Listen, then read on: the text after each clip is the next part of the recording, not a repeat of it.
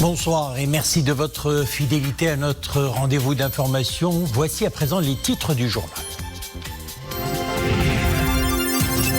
Présentiel, distanciel ou hybride, le mode d'enseignement présentiel ne sera adopté que dans les établissements scolaires réunissant les conditions matérielles de distanciation physique, 20 élèves maximum par salle de classe et dans les établissements scolaires où tous les élèves sont vaccinés. L'opération de vaccination des 12-17 ans sera lancée mardi prochain.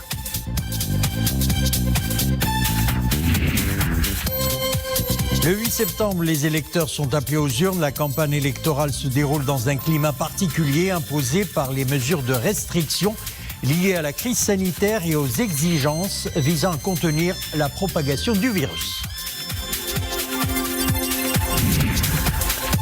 Et puis notre page culturelle en fin de journal, il est originaire d'Azro, un artiste qui jongle avec les couleurs. Il s'appelle Saïd Tennish. Les senteurs et les couleurs marquent fortement ses tableaux.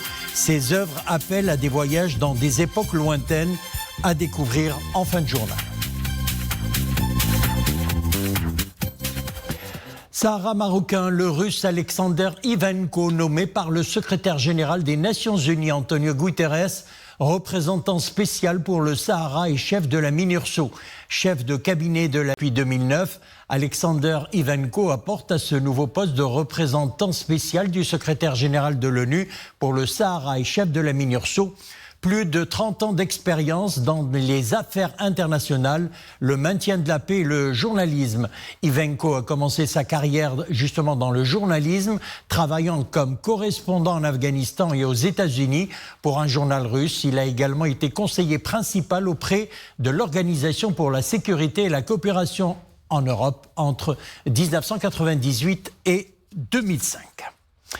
Dossier du Sahara marocain toujours, dans son intervention devant le comité des 24 des Nations Unies réunis à Saint-Jean en Dominique, l'ambassadeur représentant permanent du Maroc à l'ONU, Omar Hillel, a mis en flagrance, preuve à l'appui, nous vous en parlions déjà hier, la responsabilité historique, politique, diplomatique, militaire et humanitaire de l'Algérie dans la création et le maintien du différend artificiel autour du Sahara marocain. Omar Hillel a également tiré la sonnette d'alarme sur l'une des pires formes de violation des droits de l'homme perpétrées par l'Algérie et le Polisario contre les populations séquestrées dans les camps de Tindouf, en l'occurrence l'enrôlement militaire des enfants. L'Algérie, qui se proclame juste observateur de la question du Sahara marocain, abrite des camps d'entraînement et d'enrôlement forcé des enfants d'à peine 10 ans, a déclaré Omar Hillel, en brandissant dans la salle des dizaines de photos et de jeunes enfants portant des armes dans des parades militaires et s'entraînant militairement dans les camps de Tindouf. Le représentant de l'Algérie prétend qu'il n'y a pas de preuves. Voilà les photos et même des vidéos des propres sites du prétendu Polisario montrant des dizaines d'enfants en tenue militaire, voire même torse nu, entriés d'entraînement. Ces photos accablent terriblement son pays, a indiqué l'ambassadeur du Maroc. Et durant cette réunion du comité onusien des 24 à Saint-Jean en Dominique, plusieurs pays ont réaffirmé leur soutien à l'initiative marocaine de large autonomie pour parvenir à une solution politique négociée et mutuellement acceptable basée sur le réalisme aux différends artificiels suscités autour de la question du Sahara marocain. Il s'agit notamment de la Sierra Leone, de Sainte Lucie, du Chili, qui a réitéré la position de son pays en faveur d'une solution pacifique par le biais des mécanismes de règlement diplomatique mis en place par les Nations Unies, ou encore de l'Indonésie, de Grenade, de la Côte d'Ivoire, de la République du Congo et de la Dominique, qui ont tous réaffirmé leur soutien à l'initiative marocaine d'autonomie dans le respect de l'intégrité territoriale et de la souveraineté nationale du Maroc. La rentrée scolaire, c'est dans un peu moins de 2 semaines, présentielle ou distancielle. Le ministère de tutelle tranche. Les modes d'enseignement seront tributaires du progrès en termes d'immunité collective. La rentrée scolaire prendra en considération l'opération de vaccination pour la tranche d'âge 12-17 ans aux côtés des mesures qu'adopteront les autorités compétentes pour faire face à la propagation de la pandémie de la Covid-19. Mariam Elmis. C'est presque la fin du compte à rebours. Plus que 13 jours avant la reprise effective des cours. À l'instar de la précédente année scolaire, la nouvelle rentrée 2021-2022 promet quelques nouveautés. Retenez 3 modes pédagogiques. L'enseignement présentiel sera adopté dans les établissements scolaires réunissant les conditions matérielles de distanciation physique, comme c'est le cas pour les établissements situés en milieu rural, à condition que le nombre d'élèves ne dépasse pas 20 pour chaque classe. L'enseignement présentiel sera aussi adopté dans les établissements scolaires où tous les élèves sont vaccinés. Tandis que le mode d'enseignement à distance sera adopté en réponse aux souhaits des familles ou en cas d'apparition d'un foyer épidémiologique dans un établissement scolaire. Puis enfin, le mode d'enseignement par alternance entre présentiel et auto-apprentissage sera lui déployé dans le reste des établissements. Qui dit rentrée dit calendrier scolaire. Prévoyez une reprise mercredi prochain, 1er septembre. Si vous faites partie des cadres et fonctionnaires de l'administration éducative, du corps des inspecteurs, des cadres chargés de la gestion des services matériels et financiers, du corps de l'orientation et de la planification éducative, du corps de la gestion éducative et administrative ou encore des cadres administratifs communs. La reprise du corps enseignant est programmée pour le lendemain, jeudi 2 septembre, tandis que le démarrage effectif des cours est bel et bien fixé au vendredi 10 septembre. Mais attention, pas question de baisser la garde. La rentrée se fera sous le signe de la vigilance. Dès mardi prochain, les 12-17 ans devront recevoir leur injection de Pfizer et Sinopharm, 2 vaccins dont l'efficacité éprouvée chez cette tranche d'âge. La nouvelle rentrée scolaire prendra donc en considération l'opération de vaccination pour la tranche d'âge 12-17 ans qui commenceront à recevoir d'ailleurs leur première dose à partir du 31 de ce mois. Les préparatifs s'accélèrent et des centres de vaccination ont été aménagés au sein de certains lycées dédiés à l'opération de vaccination des enfants scolarisés âgés entre 12 et 17 ans. Alors, comment est perçue cette opération? Reportage à Marrakech, Soumia Belaigachi, Hassan Mskour, Mounia Marouche et Oumaima Ramli. Ils profitent des derniers jours de vacances avant de reprendre le chemin de leur collège ou lycée. Mais avant de regagner leur classe, les jeunes de 12 à 17 ans peuvent désormais, eux aussi, se faire vacciner. Ce qui va leur permettre de suivre les cours en mode présentiel en toute sécurité sanitaire. Si pour certains parents la question ne se pose pas, ils sont pour la vaccination. Pour d'autres, elle suscite quand même quelques appréhensions. Je suis pour la vaccination de cette catégorie. Elle contribue à atteindre l'immunité collective qui va donc faciliter le retour à une vie normale. Je pense qu'on doit se faire vacciner. Le virus circule toujours. Tôt ou tard, on va être contaminé. Donc, on doit se faire vacciner pour se protéger et protéger les autres. Nos enfants sortent et rencontrent d'autres enfants dehors. Je pense qu'ils peuvent attraper le virus et même le transmettre. Si le vaccin est efficace et qu'il ne va pas nuire à leur santé, je pense qu'il faut le faire. Ce sont les médecins qui vont nous le confirmer après tout. Autant d'interrogations que se posent les parents d'élèves. Pour y répondre, direction le cabinet d'un spécialiste. Alors à propos de la vaccination, chez les jeunes entre 12 et 17 ans, je voulais dire que plusieurs études ont montré que ce vaccin est efficace, jusqu'à 96%. Je voulais dire aussi que les parents doivent être rassurés de ramener leur enfant au centre de santé pour faire le vaccin. Beaucoup de pays ont déjà entamé cette procédure au mois de juin. Donc, soyez sûrs, soyez rassurés et ramenez vos enfants faire le vaccin. Les effets secondaires sont similaires aux effets secondaires des vaccins qu'on fait entre 0 et 5 ans. Le variant Delta est très contagieux. La vaccination des 12 et 17 ans aiderait à endiguer la pandémie. Les élèves de cette tranche d'âge sont au nombre de 2,98 millions. Désormais, ils peuvent recevoir les premières doses du vaccin Pfizer ou Sinopharm à partir du mardi prochain, si leurs parents le souhaitent bien sûr.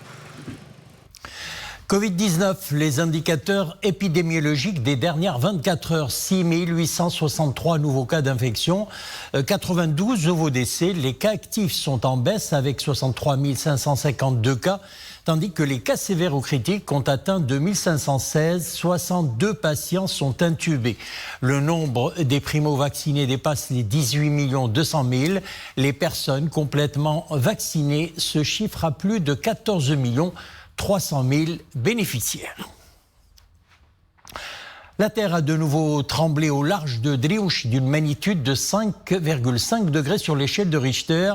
Elle s'est produite à 12h20 48 secondes précises dans un bulletin d'alerte sismique, le réseau national de surveillance et d'alerte sismique relevant de l'Institut national de géophysique. Les législatives approchent à grands pas. Les électeurs se rendront le 8 septembre aux urnes pour choisir les membres des conseils de communes, d'arrondissement et des régions, en plus de l'élection des membres de la Chambre des représentants. La campagne électorale se déroule dans un climat particulier imposé par les mesures de restriction liées à la crise sanitaire et aux exigences visant à contenir la propagation du virus. Amin Sharqawi, Reda Amaou et Oumaïma Rabli. À conjoncture exceptionnelle, mesure exceptionnelle. Depuis 3 jours, le Maroc vit au rythme d'une campagne électorale inhabituelle, autant pour les partis politiques en lice que pour les partisans de ces partis.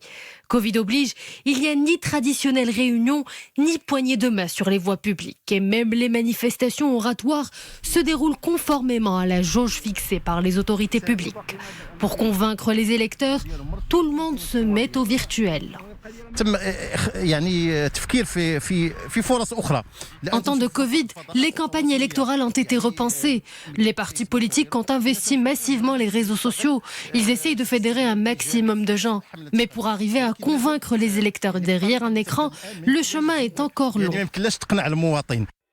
Les élections de 2021 ou comment allier réseaux sociaux et persuasion électorale, une conquête qui s'annonce plutôt difficile, mais elle nourrit beaucoup d'espoir. Nous espérons que les responsables des partis politiques feront preuve d'originalité et de beaucoup d'efforts pour banaliser leurs programmes aux gens et surtout qu'ils appliqueront ces programmes.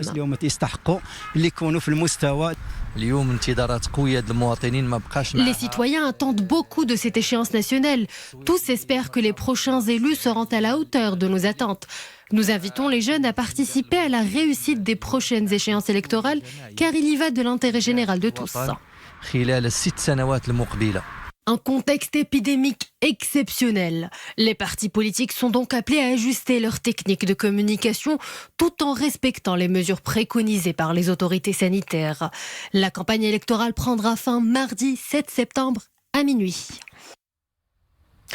Une page d'histoire et d'archéologie. À présent, nous nous intéressons aux débris découverts en 2018 au niveau de la plage d'Essaouira, de l'épave d'un navire coulé par un bombardement sur les côtes de Mogador, probablement au XVIIIe siècle. Les opérations de fouilles ont donné lieu à la découverte de divers composants en bois qui devraient être sans doute la coque inférieure du navire. Les équipes de recherche tentent d'ailleurs toujours d'élucider les mystères de cette découverte historique. Abdelghani Tahraoui, Mounia Marouche et Marim Messi. À première vue, on dirait des pierres qui brillaient à la lumière du soleil. Pourtant, ce sont les vestiges d'un navire archéologique remontant au XVIIIe ou XIXe siècle. Une embarcation militaire qui avait coulé dans la baie de l'ancienne Mogador. En plus de ces épaves retrouvées en 2018 sur les côtes d'Essaouira, d'autres ont fait leur apparition récemment. Cette découverte archéologique fait partie du patrimoine subaquatique. C'est la deuxième fois que les débris d'un navire font leur apparition et elle est due au changement des courants maritimes. Les diverses composantes du navire échoué sont les témoins d'un passé maritime tumultueux. Ils renvoient à l'attaque navale lancée en 1844 par l'ancien royaume de France contre l'ancienne Mogador. C'est un navire militaire. La présence de traces d'une poudre explosive en est la preuve. En plus, parmi les éléments trouvés, il y a un canon au fer oxydé. Abîmé par le temps et les marées, le bois des coques et la rouille fascinent encore et attisent la curiosité des archéologues. S'ils ont déjà délimité le site et inspecté le navire, d'une longueur estimée à 26 mètres et demi, ils se penchent actuellement sur des analyses empiriques et des recherches pour pouvoir identifier avec exactitude l'âge du vieux navire. Focus à présent sur un artiste peintre qui fait jongler aisément ses pinceaux entre plusieurs courants artistiques. Son univers d'inspiration est tout aussi pluriel. Il s'appelle Saïd Tennish. Il est originaire d'Azro, une petite ville dont l'histoire, les senteurs et les couleurs marquent fortement ses tableaux. Découverte avec Ahmed Fadeli et Nisrina Ouzdar. Il suffit de fouler le sol de son atelier pour comprendre ses inspirations, ses émotions, et apprivoiser son monde artistique avec la plus grande des sensibilités. La sienne, il la nourrit dès le bas âge, sur les bancs de l'école, et pas que. L'artiste s'en souvient avec un brin de nostalgie. Je prenais un énorme plaisir à peindre avec mes camarades de classe. La passion s'est plus tard développée au centre culturel artistique du quartier de mon enfance. J'avais commencé avec de l'art indiscipliné et naïf. Et au fil des années, et toujours en tant qu'autodidacte, j'ai réussi à m'inspirer de plusieurs écoles artistiques et à me forger mon propre style. Je n'oublierai jamais toutes les personnes qui m'ont encouragé et qui ont cru en moi. La main tendue a pris forme d'une sève nourricière. Le cœur de l'artiste est aujourd'hui bien rempli de gratitude, mais aussi de souvenirs lointains. Et c'est là précisément où il puise en prenant les pinceaux. Mes œuvres s'inspirent de beaucoup d'événements personnels et d'autres qui ne le sont pas tout à fait, des événements historiques et des épopées nationales de manière particulière, des œuvres qui appellent à des voyages dans des époques lointaines, des œuvres qui tiennent tour à tour de plusieurs courants artistiques. Pour Saïd, il y a l'influence de l'art conventionnel, mais il y a aussi et surtout la singularité de la muse que représente la vie pour lui, la vie avec toutes ses couleurs magiques. La vie est faite de couleurs et de nuances. Il n'y a qu'à contempler la nature, analyser le changement des saisons et observer la levée et le coucher du soleil pour s'enivrer de toutes ces couleurs changeantes en permanence. Ce sont les couleurs de la vie. Mais la vie a été complètement chamboulée par la pandémie du Covid-19, une crise qui a permis à l'artiste de se réinventer et d'explorer de nouvelles choses. Cette période est certes porteuse de choses négatives puisque nous avons été privés des expositions, mais à quelque chose malheur et bon. C'est grâce à cette période que j'ai pu abandonner le réalisme pour me consacrer entièrement au surréalisme. Entre le legs artistique et traditionnel, la beauté des paysages du Maroc et la noblesse du cheval, se tisse et se raconte une seule histoire, celle du tendre regard que Saïd Tennish porte sur le monde qui l'entoure. Voilà, nous arrivons à la fin de notre édition. Merci de l'avoir suivi. L'info revient sur Oula à 21h. Excellente soirée et bon dimanche.